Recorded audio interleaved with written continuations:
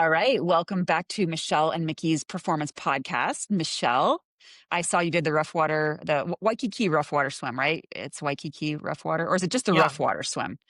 No, I'm pretty sure it's called the Waikiki Rough Water Waikiki. Okay. Swim. That's what I thought. Yeah. Yeah. How did it go? Well, I have stories. It was good. Like overall, I would say, I mean, in a nutshell, it was one of the better years. So like I was telling a couple athletes before we started, like the ocean is like a box of chocolates and you never know what you're going to get, which is very true. And especially with that particular course, like the way that it goes, a lot of times there can be like a really strong head current, like it's called the rough water swim. So like if you're expecting smooth water, like this is not your swim. But, when the wind is light, it can be smooth water. And yesterday we had light wind. Yesterday we actually had a bit of a tail current, which was like a giant shock. And here's the thing, if you're an open water swimmer, this is a tactic that you can use. So all of us beforehand are standing around the beach and there's 800 people ish that do the swim. People, and it's kind of a bucket list, like iconic swim. Like people will come from all over. Like the winner in the last couple of years has been a guy from Australia that traveled over. It was fun for me at Masters. Like Thursday night, there was a guy that like used to swim with us at Masters years ago, and he just like showed up there at the gate, and I was like, oh my gosh, like hi. And he's like, we came back because I wanted to swim the rough water. I actually found a couple of my friends from Arizona from like 30 years ago that I hadn't seen. I like just ran into them like randomly on the sidewalk. I was like, oh my gosh, like I haven't seen you guys in forever. And they're like, we came for the rough water swims. It's like those kinds of things. Like, so it is a really big iconic swim, which is maybe one of the reasons why I don't love it as much, because it does have like the big race feel to it. And it's not like the North Shore swims that we do all summer, mostly just like local people. So it's like you and your friends up there, having the race. This is like, there's all these people from out of town, and a lot of them are really good swimmers, like this is, anyway, but sometimes the rough water is really hard. And so we're standing around talking beforehand about like, how are we going to decide what to do? Because what happens is basically you swim about something like 800 meters, 600 meters, I don't know, but it's pretty far straight out. And then there's a buoy and you turn right. And then you're swimming one way across like Waikiki. And sometimes that is the stickiest part, where there's like a really strong head current. And it can be the case that if you're not a good swimmer, you literally are just going backwards. Like it can be really, really strong at that part for like a section. And so I was counseling some of like the newer swimmers from our master's team, like, what are you going to do if you get there? How are you even going to know like which way the current's going? And so little tip, as long as the water's clear and you're doing an open water swim, if the wind is light, like it was yesterday, you can actually gauge the way that the buoy is like being pushed. And that will help you understand if there's a current or not, right? So like if as we're swimming out, and here's this buoy that's going to be like anchored to the bottom of the ocean. And so if it's anchored and the buoy is like pulling way to the left, then like that's a sign, right? That like the water is pulling the buoy that way. And so if that's the case, then it's like what we know is that you cannot just swim straight into that current. I mean, you could, but it would be really hard and slow and not the best idea. So the idea would be turn around, come back in closer to the shoreline and swim more inside. So the total distance then is longer, but it's actually faster to do it if there's a head current. But if there's not a head current, obviously, right, you don't want to swim longer. And so that's what a bunch of us had decided to do, is like, we'll get out to the buoy. We'll see if it's neutral. Like if it just looks like it's anchored, like the buoy's sitting right on top of its anchor, then there's no current. You're fine. Stay on the buoy line, like all the way across. When I got out there, I was like, oh my God, the buoy was actually like pulling to the right, which is the way we were going. And I was like, okay, then we have a tail current. Yeah. I was like, this is brilliant. So I was like, you don't have to go in at all, just like get in a group and stay there. Yeah, it ended up being like a pretty fast year. It was a year where like you hate to call it easy, because it wasn't easy, right? It's still like little shy of 2.4, but like pretty close to an Ironman distance swim. And like, you're working hard, so it's a challenging swim regardless, but it could be so much worse than what we got yesterday. So like at the end, there were a lot of people who were really happy, who were like, this was great. Like they swim really fast. And so like I swam 101, happy enough with that. Like that's about what I would have thought, like given the conditions. It's great. I think we were pretty far out. I was with a group, and I was happy to be with a group. And it was so funny because people were like, this is the first ocean swim I got to do since my eyes were fixed, right, where I could see really well. And so you would think that would mean I would like do my own sighting or whatever, but I totally didn't. Like I got in a group and I was just really happy to stay in this group. And so, we're swimming along and we hit like the first yellow buoy and then the second yellow buoy. And those were just marker buoys. They weren't like, you didn't have to go around them. You could swim anywhere you wanted, Mhm. right? You just had to hit the two end buoys. And the first two we were right on. And then like, I don't know, I stopped paying attention. And before, I think it was like the fourth or fifth one of the last ones, we were so far out, Nikki. We were like so point, like I'm breathing to the right, in which like, so we were way outside where that yellow, and I saw the yellow buoy like pretty far away from us. And I was like, oh my God, like, wow, we really did that wrong. And I was kind of like, well, you know what? Like, I'm happy in this group. But I think everybody figured it out at the same time because the whole group like literally just did this Yeah. like beeline to the right, like head over, find the buoy. But yeah, no, like overall it was fun. I will tell you though, like how fast that swim is. I swam 101 low.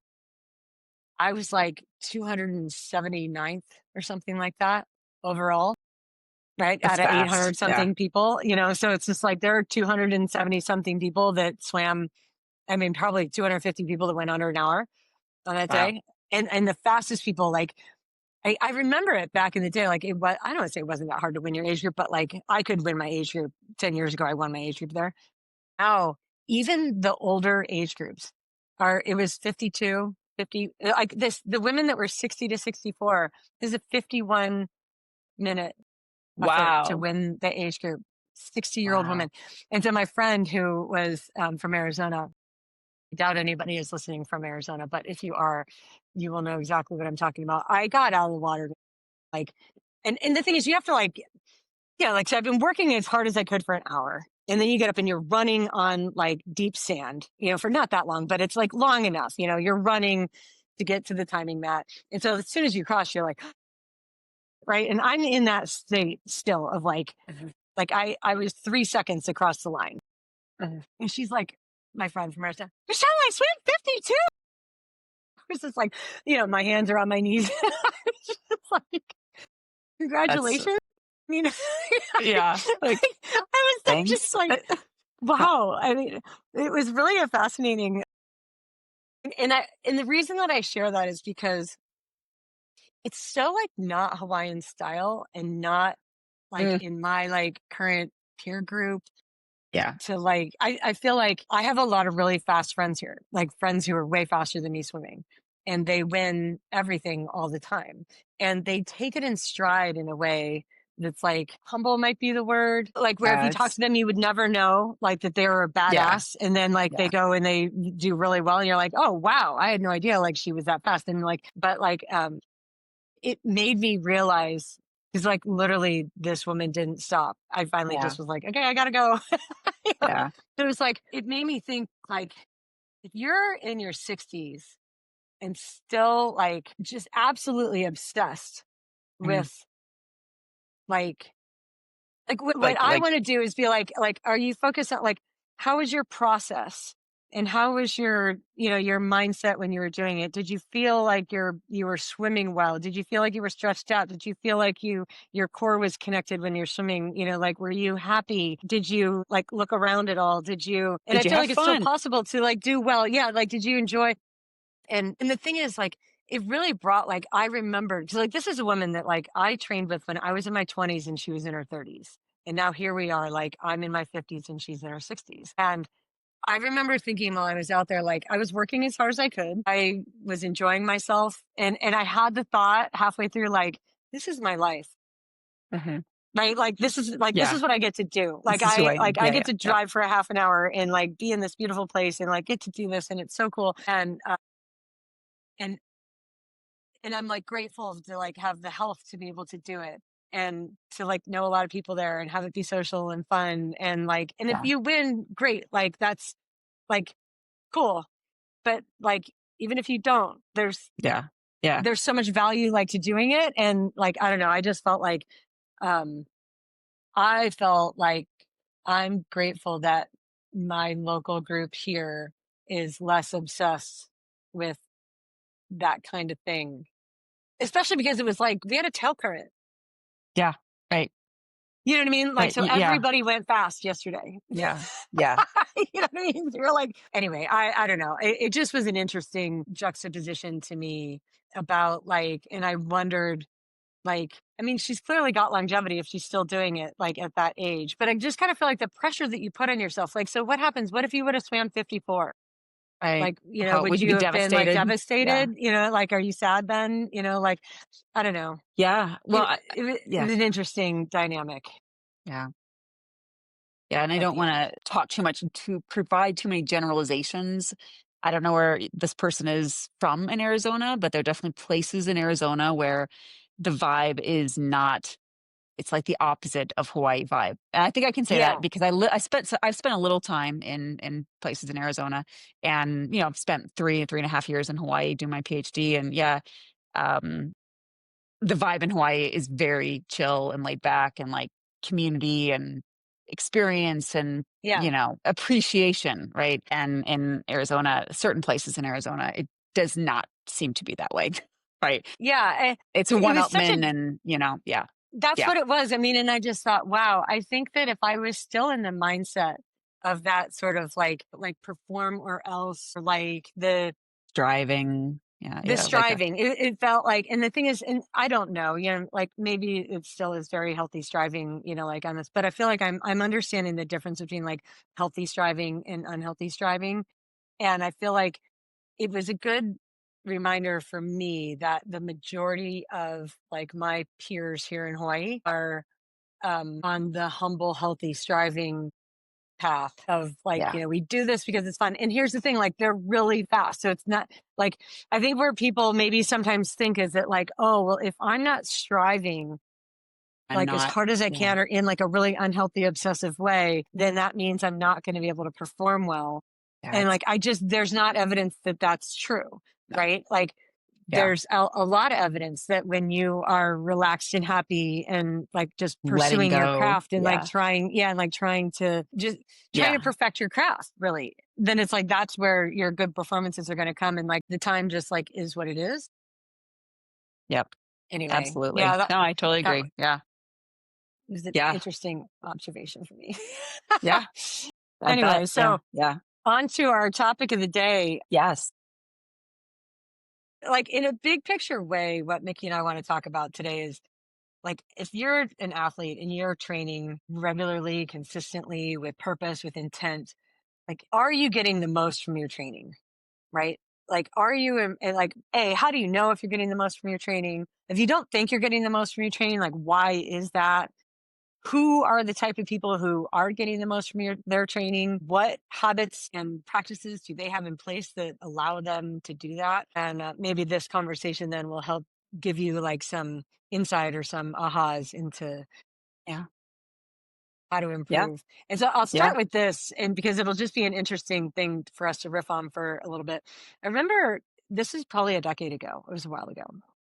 And me reading a quote from um, a, a well-known coach who is really good. Like I would say, like I had a lot of respect for this coach. Like he's a good athlete, he's a good coach, and with a lot of longevity.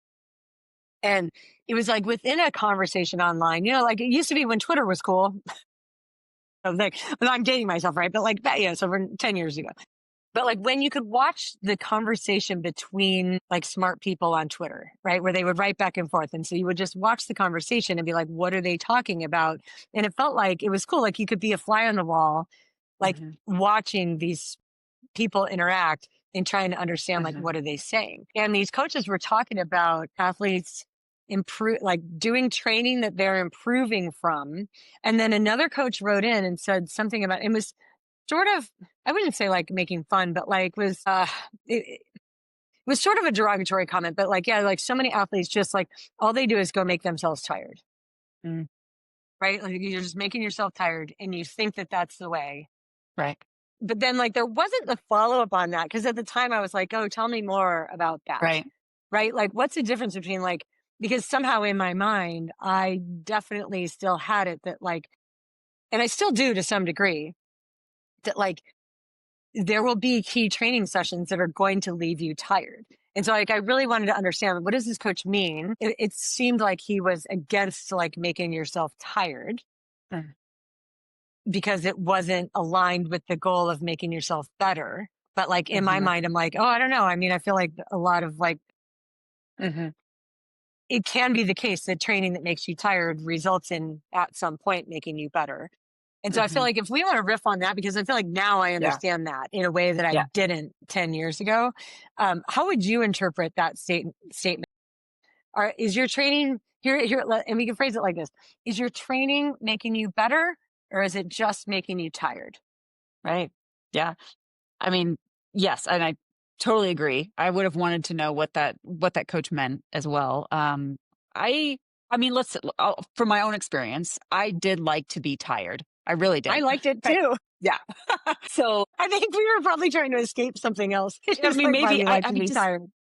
there are some athletes that want to do, like, let's for example, Ironman, because that's what we're most familiar with in terms of like really racking up fatigue, that want to do Ironman for the pure, like, I did an Ironman, right? Like the one or two and done, or maybe they do a few, and they actually don't like to be tired. And so there is a component of Ironman training where you will be tired, right? Most likely.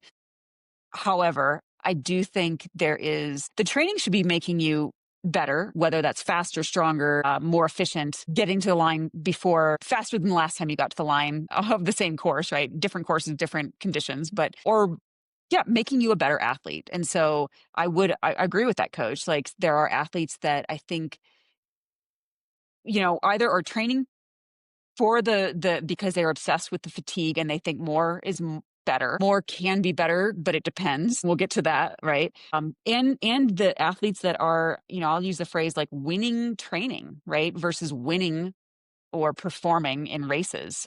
They're winning their training. And for some athletes that don't maybe care so much about the race results, that's fine, right? If they're having fun and they're winning their training, then like, okay, who am I to say that's the wrong approach? I think a lot of the folks that are obsessed with Strava and Strava stats and like they're winning Strava, right? And winning their training. But are they improving in the races? I don't know. I mean, that's maybe not as easily seen, in terms of big data analysis. But yeah, I mean, I do think there's a component of some culturally, right? Like that more is better, big training hours are better. But in my opinion, that's only better if you can absorb it and it's making you, faster, fitter, more efficient, stronger, right? Because if it's not, then it's just breaking you down and you're showing up to whatever race you have in a state that's suboptimal, quite honestly, than what you would be if you had just taken your training, done smarter training, right? Or found the amount of the stress of the training that was appropriate for you to absorb, because it's a stress Yeah. absorption response that that results in fitness increases, right? Or faster, stronger, whatever you want to, however you want to Mhm. define fitness. But yeah, but can you absorb the training? Are you absorbing the training? How do you know if you're absorbing the training? I mean, what are your thoughts there? I have some ideas on how I would, think about that and address that for certain athletes. But what do you do for your athletes? Well, I mean, first, I just want to go back and Yeah, sorry. state that, like, I used to think that doing training, like, I mean, I knew the training, the stress cycle, right? Like apply stress, recover from stress, and then like get better. I absolutely, and I know I'm not alone. The reason that I'm admitting this is because I know I'm not alone. Like I know there are people listening to this who are still like in this mindset that doing the training is what makes you better, right? Like, and so I'm like, as long as I can do it, I'm going to get better from it. Like I absolutely believe that to be the case. I also won a lot of my training, and it was rare that I won in races. Like I would be like, I was in that category for a long time. So yeah, like the whole idea of like, you're just making like I for a long time really equated being tired with getting better. Like I just thought that it was inevitable if you trained enough to make yourself tired that you were going to get better. And I think that in some cases that's actually true. Like maybe for younger people or like when you're kind of new to it, it's more like for after you're when you have more experience. And that could mean that you're older, you're an older body, so your body needs more recovery. Or it could just be like you have a really long training history, right? So like at that point, then just making yourself tired like isn't the way. But yeah, I feel like now the way that I frame things when I'm looking at like a training cycle as a whole or a week as a whole, like when I'm writing out a week for an athlete or myself or whatever, I'm really thinking in terms of like where are the key sessions, and I want to be fresh enough for those key sessions most of the time. Sometimes it's like, okay, I'm going to try to apply load in a way that's going to allow you to carry some fatigue into that run, because like I want you to actually feel that fatigue, because like if you're going to be doing a long race and like it's it would be like I do think that it's possible to, if you never encounter fatigue in training and your brain doesn't know how to like really manage it, then when you Mhm. experience it in a race, you don't have the skill to like pull yourself through that or talk yourself down from like, uh-oh. Here's the thing that's going bad. Now what do I do? I've never experienced this before. So I do think that like suffering in training and pulling yourself through that at times is really appropriate. And the difference now is that I understand the required rest that needs to come after you have like gone to that place on purpose, instead of like trying to live there through the whole training cycle. Mhm. Right. I mean, so if you do Yeah. like a whole, like your whole training cycle, if your goal is to be like, I'm going to train as much as I can so I can be as tired as I can, because that's what's going to elicit like the biggest training response, like that's where the error is. It's like you have to give your body the space and time to recover from it, so that Mhm. when you go into the key workout again, you have the capacity to push the power that you're meant to push, Mhm. or run up the hill like with some pep in your step, Yeah. or hit the send offs on in the swim intervals or whatever. So yeah, it took me a while, but as soon as then I understood like absorbing training, like doing training does not necessarily mean that you're No. absorbing the training. Doing the training does not mean you're automatically going to get better from the training. And the mindset there can be so frustrating, because when you do the training, but you're not absorbing the training, you go into a race thinking, I deserve to have a good day Right. today, right? Because I Yeah. earned this. Like I trained 22 hours a week for the last 8 weeks in a row, right? Like I'm as durable as they come, and I absolutely deserve to have a good day. And then like when it doesn't happen, the devastation is it's it's it's real and it's earned, because you're like, I don't understand like what just happened. You're Right. like, oh well, um, you need to be fresh in order to allow your body to like compensate from the load that you're applying. Yeah, I see it a lot more frequently, I think. Now I will preface this by saying that I think I've been coaching some folks for 14 years, and so we've all aged together. So I Yeah. would say I do have some Same. younger athletes, but I am seeing more of this struggle in my master's athletes, because they remember I used to train X amount, and I got super fit.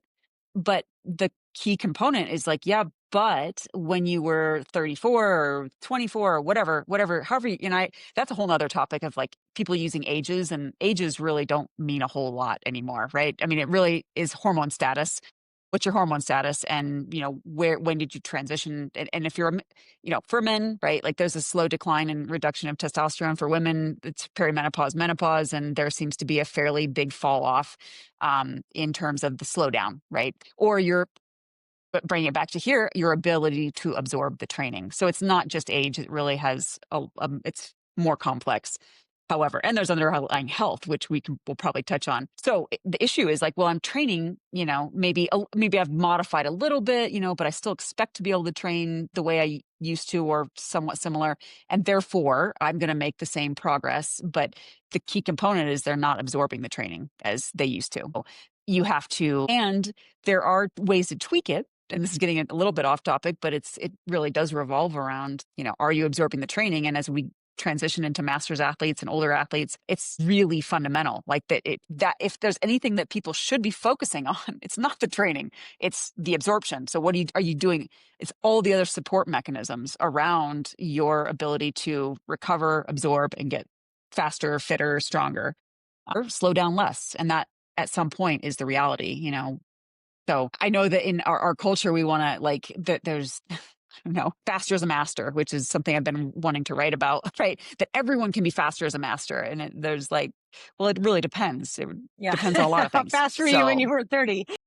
exactly. Were you training effectively when you were 30? A lot of people were not. So yeah. So the absorption, right? Like, and quite honestly, I get a lot of feedback after races when they didn't perform when as they wanted to, and all immediately, I need more speed work. I need more. I need more and more and more. And my response is like, well, okay, but how are we going to modify your baseline? How will you recover from that? And a lot of times it is, I need more speed work. I need more hill work. I need more hard work. And I'm not going to alter my career, my work life, my sleep, my nutrition. So I'm like, well, okay, well, I mean, please do tell me, how do you expect to recover from this and absorb the work? And there's often a blank stare. So yeah, the obsession with training and training more and training harder is very real across the board, I think. Hmm. Well, and the thing is, So because there's legitimacy to that, yes, right? Like yeah, it is the case, like the people who train the most tend to be the yes, people who perform the best, especially like the longer the race gets. Like, so if the race yes. is long, then like there's no denying that people who train more tend to be the people who perform the best, like in those races. Then, like, I had an athlete ask me this too a couple weeks ago, and I actually wrote her back this whole long thing, and I was going to write a Substack about it. So now I might go back and just and use like that as the premise for it. You know, she's in her like late 40s now, and she was a really good athlete, like in her 20s and 30s. And then, like life takes over and like her life is different now than it was before. And, she is happy if she gets 6 hours of sleep at night. And, there's some, anxiety that happens at times that like, keeps her awake. We don't live in the same state anymore. So like, I don't know exactly, what her whole lifestyle looks like. It's, it's when she gets on a training roll, and she's really focused on training and like prioritizes training, we watch her get better. Like she has a lot of talent. And I think that's where maybe some frustration comes from, because she knows that, right? Like she knows deep inside that like I have athletic talent and it's not being expressed right now, right? Like, so she go out on a group ride and get her ass kicked and be like, and it's frustrating because she remembers like what it was Hmm. like when I wasn't getting Yeah. dropped every time there was a hill, and like, what do I need to do? And she's earnest in that. Like, what do I need to do to get back to like where I was before? Like, well, I don't know if like get back to where you were when you were 30 is realistic, but like, I'm going to take the premise of the question and say, and my response to her was largely along the lines of like, before you go try to do more training, because here's the thing, like, I haven't been giving her as much training as I used to give her.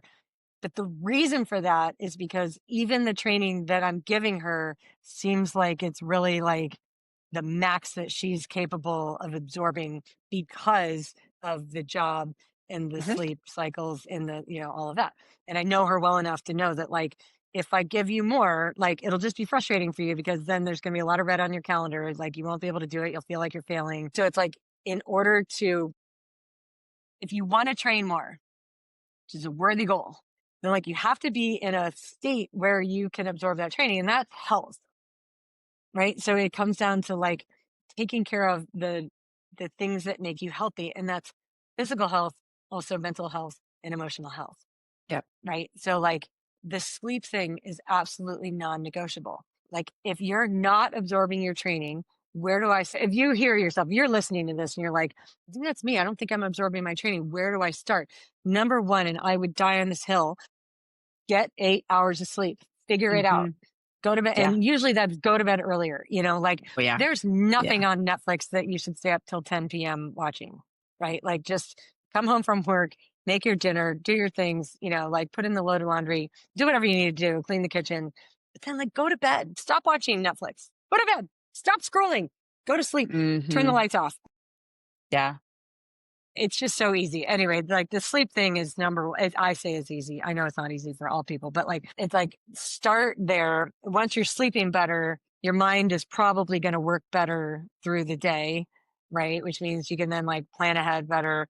Maybe that opens up some space for you to like plan ahead with your meals, and like Hmm. when are you going to be eating, and making sure that you're like feeling and hydrating, properly. And so it's like getting yourself to a place where the health, like the platform of health, is in a place where you're able to benefit from the training you're doing. Like it has to start there. There's no negotiating on that. Yep. Yep. And if you're I'd not say going to start there, then like going out and riding more is just going to, not that's like gonna. just digging your hole deeper. Yep. Yeah. Absolutely. I worked with a very smart, wise, very hardworking doctor a few years ago. We're on a little bit of a break right now, and I don't know if she listens to this or not. It took us a few years to figure out her optimal levels, and it took us, her. And I will just say this, like a lack of communication on her part in terms of the fatigue. My assumptions of, this was before tracking sleep, right? In Hmm. Training Peaks, I did request her to then start tracking her sleep in a note back before you could have, before this was before wearables, right? And like you could upload automatically. And there's a whole other, we've kind of covered wearables and like the caveats there. But the short of this is yeah, she would get up at like 3:30 in the morning to do her bike workouts. She had like an hour and a half to 2 hour commute. She'd work huge shifts, 10 hours, right? And we might do a short session. This is where we had to pull it back. Like there's no evening sessions. It's literally like if you have to be leaving for work at 6 a.m. and that means you have to do your workouts in the morning because and a lot of times it was uncertain when she would get home from work. Very stressful job. And so we had to learn through trial and error a little bit, and her showing up to a few races cooked, and it just flat. She never got injured. She never got in any kind of like, she did have some illnesses that I think probably were a result of excessive fatigue. But yeah, the short of it is, even though she wanted to train more, right? She couldn't absorb it in that job. And then it took her about a year to make a job change. And she quit that job and found a different medical institute to work for. And she could handle more training because she could sleep more. And so, but that's not, I applauded her for that decision. It was a hard decision. She had been with this company for like 25 years, really great benefits, really great pay. And it was literally crushing her ability to do what she wanted to do, which was, sleep more so she could train more. And so she made the hard decision to do what she needed to do. And a lot of athletes are not willing to do that, to literally Hmm. uproot their career. She's still a doctor, but uproot like their jobs, right? Finding a different job to be able to support their training and recovery. So yeah, absolutely. Sleep number one. I would say number two for me. And so when athletes want more, I'm like, okay, well, let's look at your sleep and let's, 8 hours minimum for me as well. And if they're struggling on 8 hours, if they're struggling to absorb the training and they're getting the sleep, then I look at nutrition, right? Like, Yep. are Same. you and most of the time it's either insufficient calories and or I'm going to just say, and I know this is a little bit contentious, but the quality of food they're eating, right? There's something lacking, either, maybe not enough protein, maybe it's, I don't know. Maybe I'm not a big supplement person, but like there's something that you're either eating or not eating, right? That's not helpful. So we got to figure out what's going to be helpful for you to be able to recover your muscles. A lot of times I would say nutrition is maybe even more impactful from a muscle damage, soreness Hmm. perspective than overall fatigue. But it can be impactful for overall fatigue too. When people start eating more, ultimately they're like, oh, I have more energy. Like, wow, yeah, it's amazing how that works, right? Like when you actually eat and eat good things and high quality things. So that's always my number two. And all the other stuff, like, oh, should I get more massage and sit in the boots more? And like, sure, if you have time, but you got to do those. Those things do not matter if you're not doing sleep and nutrition at all. Hmm. Yeah. Hmm. Yeah. And then I feel like if there was a number three for me, because I'm in complete agreement, sleep, nutrition. Number three for me would be along the lines of executing your training properly. Yeah. And I know that Yep. you had just like written a whole article Yeah. about this too, have like, Yeah. you think you're in zone two, but you're not, you're in zone four. And that it is true. And so I feel like the athletes that I have worked with, the ones that struggle to hit pace and power on the key workouts that have been written in for the week, they are the same ones who overdo their easy sessions, right? Where like the easy session is just always just like a notch or two too challenging. And there's going to be ego involved in that. Like, I don't want to slow down. Feels easy, but it's like the easy meter is broken. Like their perception, they're calling it easy because in their mind they've decided that it's slow, and so that it must be the same thing. Right. And so, like, I'll counsel athletes a lot that like easy and slow are not the same thing, right? Just like hard and fast are not the same thing. So like when your fitness isn't as high as it could be, then easy tends to equal slow.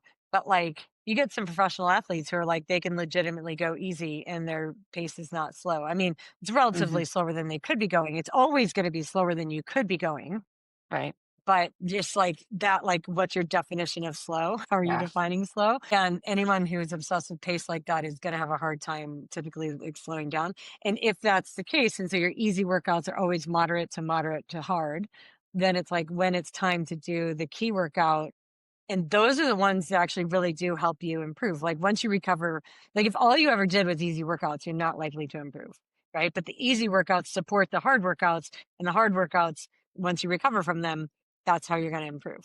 And so, like taking the step back and going, okay, so that means the whole process is make sure your easy workouts are easy enough so that when you do your key workout, you have like the energy. And that's not just physical energy, but also mental energy. Cause I feel like sometimes it's like, Mhm. I mean, to hit the pace and power, you have to be really focused. You have to want to do it. You have to be able to like calmly and rationally and logically like talk yourself through what you're feeling so that you can like hold your form together and not start falling apart and Mhm. getting really sloppy, not getting mad at yourself. I mean, there's a lot that goes into executing a key workout properly.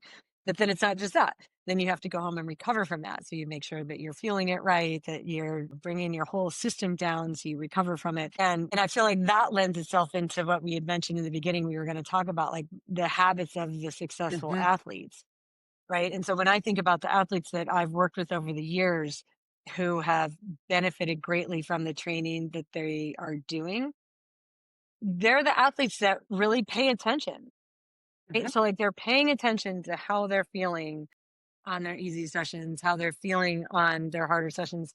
If they're watching heart rate and power and like looking at the data, that data should just be like tools to help them calibrate what the feeling, should Mhm.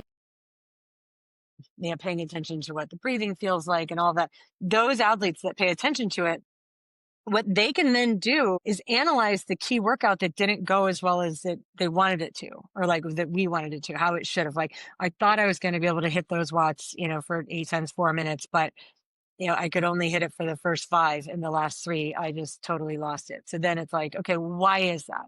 Well, it could be like, was the goal too hard, right? So like you were too high above threshold. And so like from the beginning, like the prescription wasn't right because, you're right. Or did you go a lot harder than I Mhm. prescribed because you thought that you could, and then you found out on number seven that like, oh, maybe I should have just stuck with the numbers the coach told me to do because like that's what was going to allow me to do it for all eight. Were you recovering long enough and easy enough between intervals?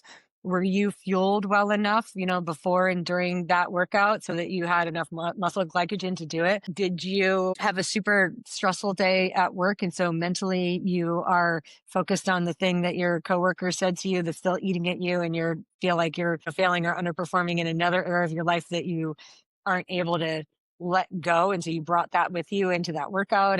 And Mhm. to me, and the reason I give all those examples is because like pick one. Like there's so many reasons Yeah. that that a key workout wouldn't go well. But I feel like also those athletes that are very aware, they're the same ones that are like, they're able to gauge the conditions and be like, it was exceptionally humid today. So even though like I wasn't able to hit the pace that I, thought I could have hit or that I would have been able to hit if the conditions were different or like not so brutal, I feel like what I did today was the best I could have done in these conditions. And therefore I'm going to call it a win, right? And like not Mhm. beat myself up over it.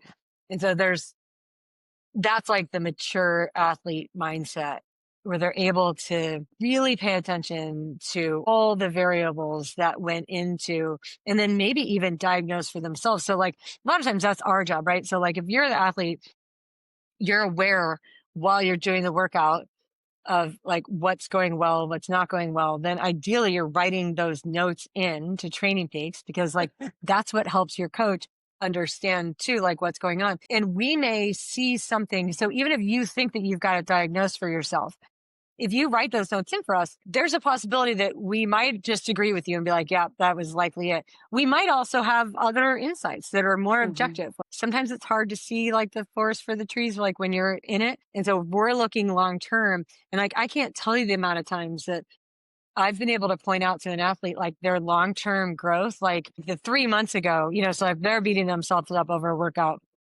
thinking that like, oh, it didn't go as well as I thought it should have, or blah, blah, blah, whatever.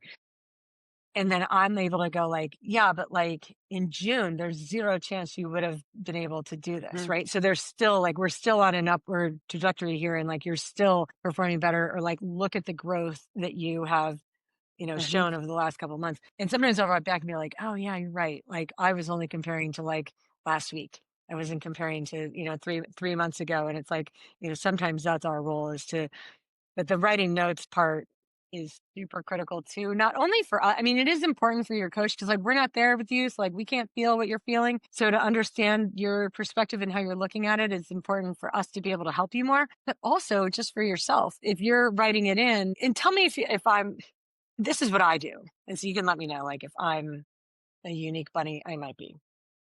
But I write notes about every workout that I do, right? Like how it felt, right? And sometimes they're really minor. Like if it was an easy workout and it felt the way I should have been, like it was easy, check, fine, right? But sometimes when I'm doing the workout, I'm writing the notes in my head, right? mm, I'm thinking about like, how am I feeling? How is this going? What are the variables at play that are playing into like me doing well or me not like meeting my own expectations? And just the act of knowing that I'm going to write the notes mhm. makes me pay attention more during the session, which in and of itself is the benefit. Yeah, Not being just mindlessly doing the session and like not thinking about it at all, but paying attention so that I can write good notes later. There's benefit just in that practice. yeah, It's the awareness part that we talked about before. yeah, yeah, I might not think while I'm in the session of what notes I will write, but, yeah, I always write. I've had a training log for, since I was in middle school probably. Training Peaks goes back to probably 2010. Whether I Hmm. had a coach, didn't have a coach, right? Like, always I mean, there might be sessions that I skipped, right, for some stupid reason, or I don't even know, but not many.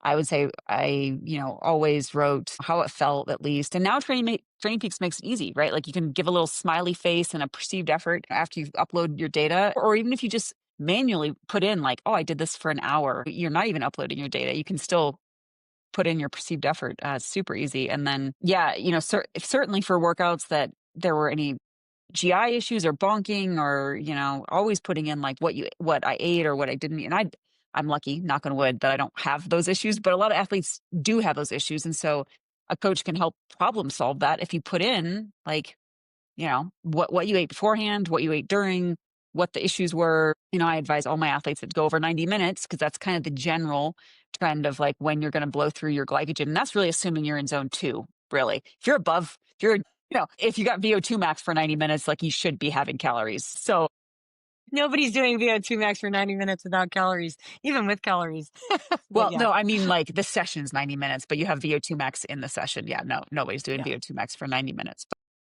Yeah, no, comments, post activity comments are super important. And, even if you miss a session as a coach, I'm just going to put that plug in there.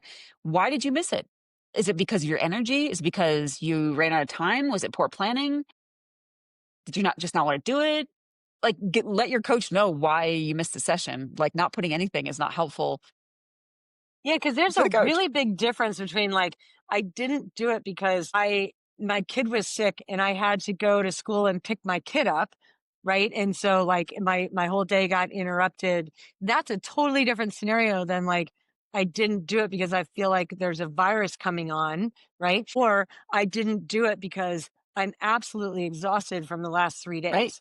Right. Right. Because like, and the reason that's important is because the next step after that missed session, should you make it up or not? Well, it depends. Like, why did you miss it? Right. If you feel great and your energy is good, and the only reason you miss it is because like something logistically got in the way, Hmm. right? And so therefore you couldn't do it, but you have the energy, then like in that case, like maybe you do make it up, Right. right? But if you're feeling sick or you're exhausted from the training because like the whole training load was too much and you weren't communicating how tired you actually were, then it's like, well, then we need to adjust the whole plan so that you're never really like digging In that that dig. deep. Yeah. Right. Versus if it's like I'm getting sick, then it's like, okay, well, I don't need to then go back necessarily and adjust the plan because like everybody in the office has a virus and it went around and I got it. Right. So I feel like noting why you're missing workouts is important for the coach to understand if we are programming appropriately for you in this stage in your life. Absolutely. Absolutely. Right. Yeah. And, a lot of times, either when talking with new athletes or if I'm working with an athlete that we're going into a big build of some sort, I get the question like, well, what's your philosophy on recovery weeks or rest days or, what do you prescribe? Right. Like the assumption is that there's a general prescription that some coaches will, use. And my response is always, it depends, right? It depends on you and what your underlying health looks like, what your underlying life stress looks like, again, what your recovery looks like. And then, again, age probably does play a role. As we get older, we can't absorb as much. So we probably need to put rest in more frequently. So, but it really depends. And if you're not giving feedback on your sessions, then the coach won't know how fatigued you are. Or maybe maybe you're feeling great and you've done 2 big weeks and you're like, hey, I think I could do another one. And so that that's a fantastic opportunity, right? To push and potentially get you a little bit fitter for your race. But if you're not entering comments, then the coach won't know it. And then you're going to get a rest week before you really need one. So I yeah, hated that when I was an athlete and I got a rest week when I didn't feel like I needed one. I was like, no, not yet. Like, I'm not tired enough yet. Like right. at some point, like, and I could have been right or wrong about that, but yeah, I have, there have been a couple of athletes, and this is like stereotypical, but like maybe you've seen like this pattern too, but like with young females who are on the smaller side, just like physically, like they're short, small in stature. And it might be because like it doesn't cost them as much energy to move their bodies because like they're just small, right? So it's just easier to do. So like their power isn't going to be as high on the bike. Like their top end power, like it just isn't going to be because it can't be because they don't have the ability to push what like the bigger guy can push. A pattern I've seen is that like those little smaller women tend to be able to take on a lot more work before they're like seriously in a hole versus like some of the bigger guys that I'll work with who will get tired like really quickly and easily.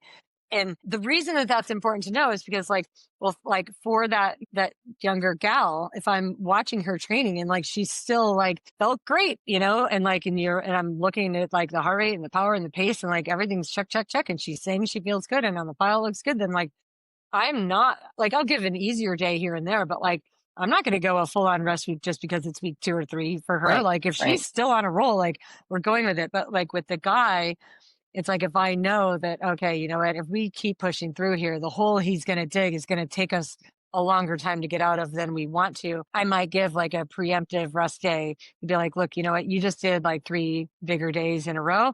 So today, just a choice 2K swim and call it good. Like no effort on that. Just like work on stroke technique stuff or whatever. Um, and even if he doesn't feel that tired yet, like on that fourth day, it's like, well, because I want day 5 and 6 to be good. So like taking this easy day now is going to help that later. And again, that goes right back into what we were talking about, absorbing the training, right? Like we're trying to set you up so that on the key day, you can hit the pace and power and absorb that training and have it go better. Yeah. So Yeah. yeah, anyway, that's Absolutely. just a pattern and trend I've seen. I like it when I can see an athlete who's just like, I'm like, I can't even hurt this one.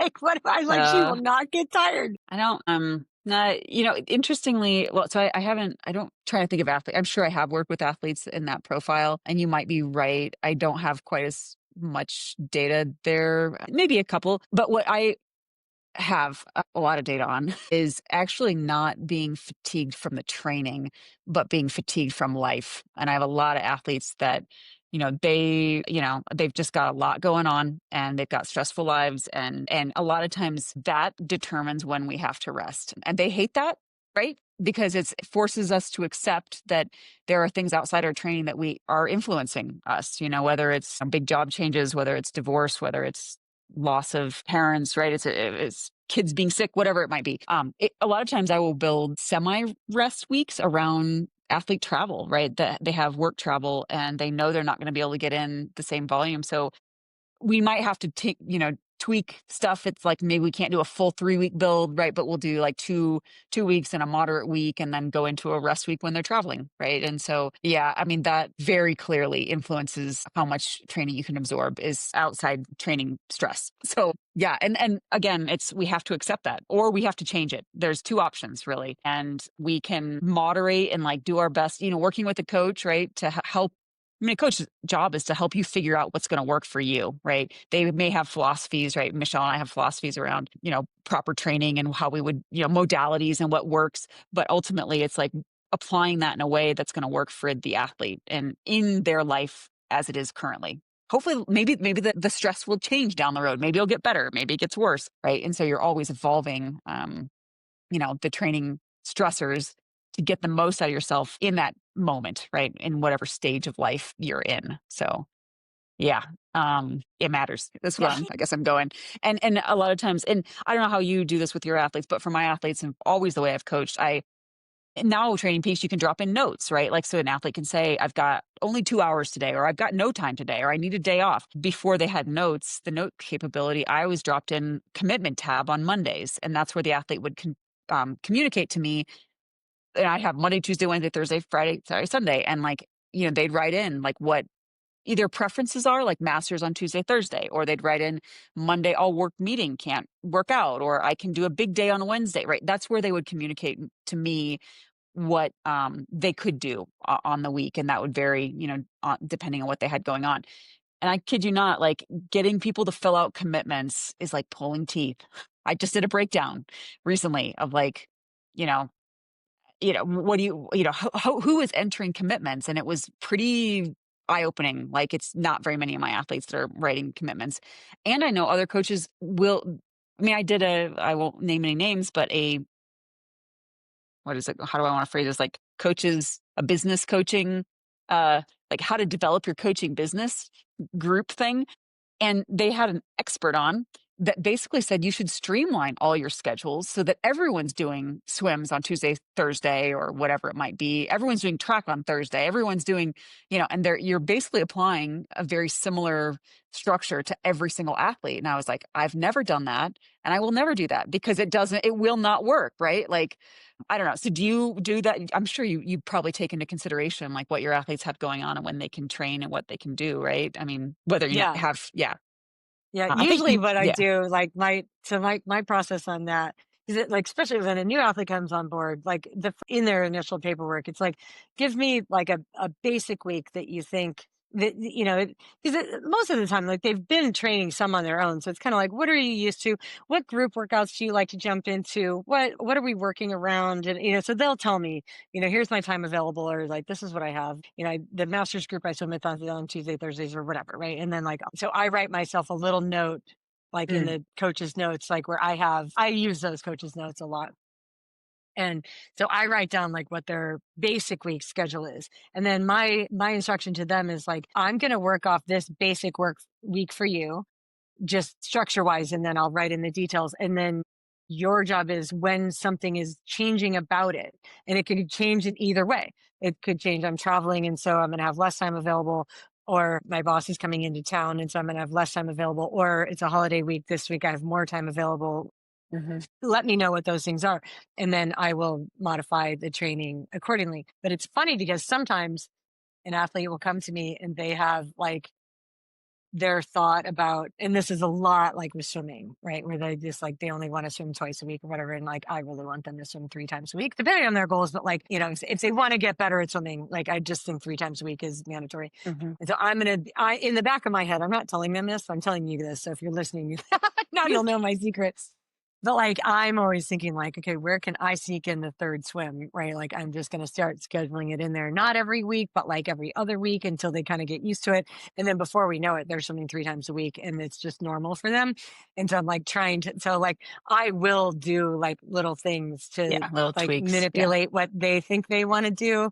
So it looks like closer to what I want them to do over time. I don't do it on week 1. It's like more like in month 3, but it's like, you have to, it's because everything is relative, right? So like if they've been swimming once a week, then swimming twice a week is a lot. Right. But later at some point you're going to swim 3 times a week, or just like trying to fit in the frequency, or like I'm trying to get another run in. It's like, just do this 15-minute jog off the bike and that'll count as like the 4th run, which I want you to have 4 touches on the run this week, just for Yeah. frequency. So I'll do stuff like that, trying to get them to do maybe more than they want if it looks like they're Yeah. adapting to the Yeah. training. But I think this is great advice and experience, right? In terms of why athletes, it might be beneficial, right? If you are an athlete that you're maybe not making progress and you've been using a lot of stock plans, for example, right? Stock plans are based off of very generalized physiology assumptions and that everyone's week is fairly the same. And so I know they're better and probably worse stock plans, but it might be the case where working with someone one-on-one, right, that can help you better understand like where you can fit things in and how to adjust the schedule would be really beneficial because, then you can more appropriately, smarter programming for your schedule by working with someone that can help you figure out where you can get some. I hate to use the word optimization, but that's kind of what it is, right? Like where can we get a little bit more in without impacting you to the point where you're overly fatigued and unable to absorb the training. Yeah. And if you are in a situation, right, where you are not sleeping and you're I mean, so sleep is tough, right? Especially if you got young kids. So then what's the situation? What do you tell an athlete, right? That just is like, hey coach, I just, 6 hours is what I can get in right now consistently. But I want to get faster. What would you say to that athlete, And let's I'd be assume like, pick they're a sport. You know what I mean? Like it would right. literally be like, pick which sport do you want to get faster at, right? I mean, because like we're not likely to get faster at all three if you're not sleeping because you've got two young kids at home.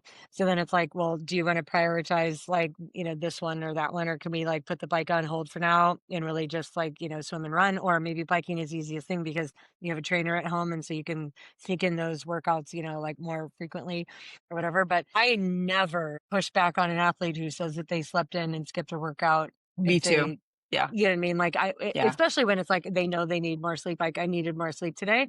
And actually do have an athlete who frequently writes in, I slept in today. Like I woke up, my body needed the sleep. And like I trust her. I know that she knows her body. Right. And so I'm not going to be like, oh, well, like you're not going to get faster if you don't get up at 3:30 in the morning. It's like, no, like you have two little kids. Sleep in when When they allow you you need to. to. But then Yeah. my job becomes managing her mentally and emotionally when she's not getting faster. Mhm. Yeah. Yeah.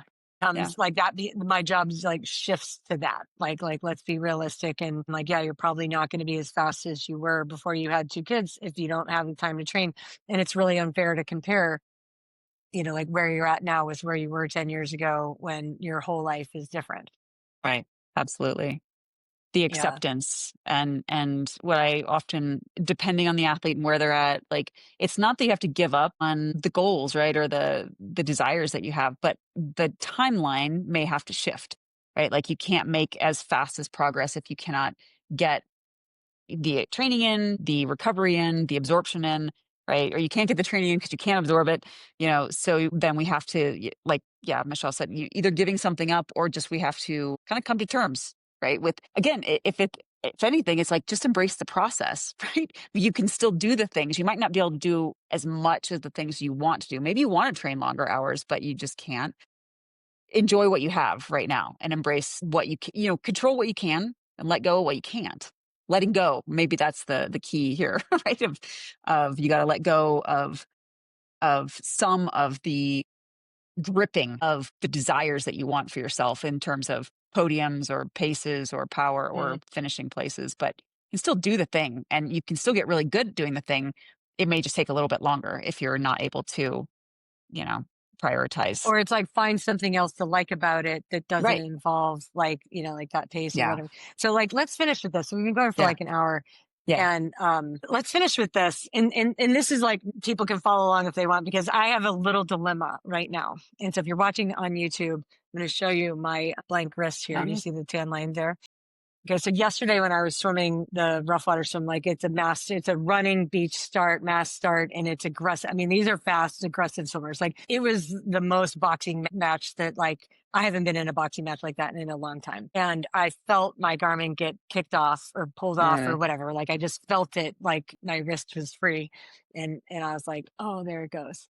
And oh, Carly, if you're listening, I know that when that happened to you in Waimea Bay, like you saw it and you caught it and you like, so this happened to one of my athletes. She's like, my okay. watch fell off, but like I saw it and I caught it and I put it in my suit and I kept going.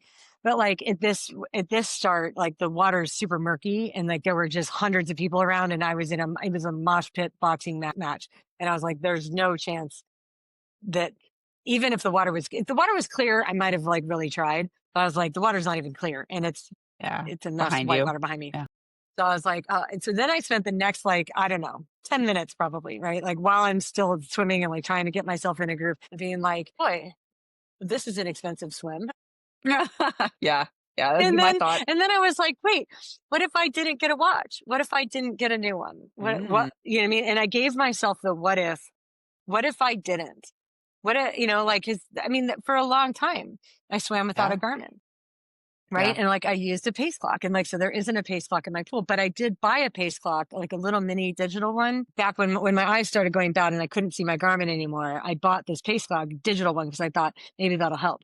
But the reality was I couldn't even see the digital thing. So like I only tried it once and I couldn't use it, and then I put it away. But I remembered like during the rough water swim yesterday, I was like, "Oh, I have that digital clock. Like maybe I could just use that." I'm like, you know what?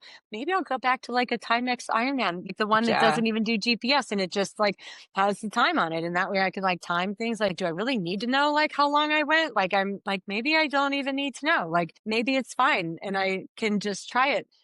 And I haven't decided what I'm going to do, right? Like if I'm going to get a new watch, I might get like a Koros, I did a little Mhm. research on them yesterday afternoon. So I'm like, I just can't justify spending like I $400 on a know, it's Garmin insane. when I it's just know. like, I'm not even using power on my bike outside anymore. It's like, so it's like I can power on an indoor trainer, but I don't need a Garmin for that. Like Yeah. I feel like I can swim with my like little pace clock and call that good and just like write it in. And with biking, like, I mean, I ride outside maybe once a week. Like, I don't know. Do I need to know how long I went? Like, I don't know. So anyway, I'm very much contemplating like what happens if I don't track myself. And so I think I'm going to try it for a little bit and then see, right? And see, and I feel like it could go one of two ways. And so if you're like in a boat like me, or like you're thinking about this or whatever, because you know, it's either that I stop tracking myself and I start getting lazy and skipping things Mm. and right, maybe, right? I mean, it's an Yeah, right. option, right? It's an option. It's a possibility, and that's the scary part, right? Is that if I don't track myself, am I gonna like take the easy way out or start skipping stuff, right? Because it's not going to be recorded. Or if it's not going to be recorded, does it free me up to just execute the way that I'm supposed to execute? And like, if I don't always see like the times, like, do I just stop beating myself up about it and then just like execute appropriately and call it good? And so I'll share with you this morning, like right before this podcast, I was at the pool swimming, and I did. It was kind of fun because I brought my digital clock out and I can see it now, you know, like on the deck, and I don't have a watch. Like it was so weird. So like I'm not pushing start and stop, like the start and finish at every lap. But you know what that meant is that I could get like a cleaner start and finish of Mm, every one of my intervals, right? Like I did it like the way that a swimmer would do it, pushing off the wall, finishing at the wall, not, you know, reaching for my wrist to like push lap. yeah. And then Yeah. I was like doing swimmer's math, right? Like with the send offs and the intervals, because it was like straight off the digital clock. So it wasn't like on your Garmin, if you say I'm going to do 100s off 145, then every time it resets and you just see the 145 come up. But if you're doing 100s off like 145 on a digital clock, it's like, well, I'm going to go off the top and then the 45 and then the Oh, yeah. 30 and then the 50, right? And so like I did a set on purpose that was like with variable intervals. So I kept my brain busy the whole time trying to figure out like, okay, I'll go on the 15 and then I'll go on the, you know, whatever. And it made the steps fly by. I absolutely loved it. I wasn't even really keeping track of my blitz, but more like just making sure that I came in with like the appropriate effort and was able to go off the next time, you know, I just like make the send off kind of thing. It was like, it reminded me of like how I used to swim train. And like the reality is, the strongest I ever was on the bike is before I got a power meter. And the fastest swimmer I was is before I started swimming with a Garmin. And yet somehow my brain has been like manipulated to believe that I have to have all this data in order to get faster. And Right, now and it's it's like not I true. actually have an opportunity, a really good opportunity to try and see what happens because I don't have a watch. Yeah. Right. So it's Um, not even like, yeah, I have to make a choice. It's right. like the only choice I'm making is to not spend the money to buy a new one. Right. Versus if you already have a watch, it's really hard to not use it. I don't well, so I've never swum with a Garmin unless it's, open water swim training or in a race. No, actually, I don't think I ever won a race. I swam what I was gonna swim, and then Mm. it was on my bike. tell my athletes that I don't want them to swim with a watch. I don't want them messing with it. I don't care. I won't look at your swim data in the pool. I just literally do not care. I do. If I an athlete knows how to push lap on theirs, I will totally look at it, and yeah, I will. Well, I want them to use the clock. If they don't have a clock and they need some pace thing, then I say fine, use your watch. But I will only look at outdoor swim data. I mean, I when I swam masters, Jane Scott would force people to take your watch. She would take watches and throw them. I mean, like I was pretty hardcore in like no watches, right? And get the feel for the water and use the clock and learn how to be a swimmer, like a real swimmer. And that's how you be the best triathlete swimmer. So that's been my philosophy. And, I won't get mad if people want to wear their data because they want to see the data, but I just would rather know, like, are you leaving on the in 2 minutes? You leaving on 1:30? How'd that feel? I don't really Mhm. want to look at the data, which is interesting because I'm more of a data person, right? I'm more of a data coach. But then I was going to also say, so I've never swum with my Garmin, but I think it was 2020. It was about COVID. I was tackling my focus was running and strength workout, and I wanted to do my I should write about this too. My failed 20 by 20. Did Lucio ever tell you about this? 20 20 a weeks of 20 20 miler, milers? 20 Yeah, yeah, 20 weeks yeah. of 20 miles. Yeah, And I I want to do it in remember that. 2020. Yeah, Yeah. that's a Lucio thing. And I was like, I think I want to do that. So I was doing a lot of run volume. And in that, I was like, I also think I want to run with my Timex again. And so for everything but my 20, so I did take my watches on my 20 milers because I was doing fun loops and I wanted to see my loop. And but I'd never had any like heart rate pace. I might have had heart rate on there, but I mostly had elevation gain because I was planning out some big mountain runs. So these were not like flat 20 milers. I had to, well, full disclosure, I only made it to 18 because I ended up with a knee issue. So that's a real bummer. But my stipulation was like they had to be done above 7,500 feet and they mostly had to be done off road. So I was looking at trails and doing big mountain runs. So it was kind of a fun improv, right? Like thing to do. Yeah, I have a yeah. lot of thoughts about it, but running with a Timex, right? Like all my other runs during the week were always done with a Timex, and I just uploaded I mean, I was doing routes that I knew, right? Like I'd run these routes for Mhm. 15 years, and so I would just run with Timex. Yeah, it took about 110, 120, 45, and it was about 4 miles, and that's what I uploaded to Training Peaks, and that was really fun. And so at this point, Yeah. that's what I would do now, like where I'm at, like I hike with my dogs with tracking collars now with the Garmin Alpha device. And so I actually have our routes already tracked. So I don't even know. I do wear my watch to track our routes, but I'm kind of dual. Like I guess the tracking devices don't upload to Training Peaks. So I can't like get online and look at our routes. I have to go to the device and upload it to some other um server. But yeah, it's I don't know if I would replace my Garmin if it broke, and I commonly run without it even now, right? Like Yeah. it's really freeing, and I mean I did write a Freeing is the Substack. word. Like Yeah, freeing freeing. is the word. Yeah, Like it's freeing. yeah, And like I'm actually genuinely interested in how I respond yeah, to like not tracking, yeah. data for a while. And like I kind of think that I'll be fine with it. Like I actually really think that like and not even just fine, I think I might actually be better. Hmm. But again, I will say, like, from a coach's standpoint, that's hard for me because I do look at swim files, like, and I try to teach athletes to learn how to use the lap button, push the lap button Oh, so that because that allows me to be able to see, like what their paces are and that kind of thing. And I like that, but I also know that it's totally possible to do it without. It's more of like a habit that's ingrained in my head, and like somehow like I've come to believe that we need to have the data in order to get better. And I'm actually like, that's not true. yeah. So Well, anyways, this will be I'll a let you good. know how my little Yeah, project goes with like yeah. not swimming with a Garmin and see how it works. I'm genuinely like thinking I might just go get a $20 Timex watch and I'd do it. Yeah, yeah, yeah. Be fun. We'll check in on it next time. So yeah. awesome. Well, it's great to I'll let you know. chat with you, Michelle, as always, and Yeah, we you will be too. back. If you guys listening have topics for us, please reach out. You've got our info, and we'd love to, tackle some topics that you've got or some questions. So we will chat with you next time, Michelle. Yeah, take care.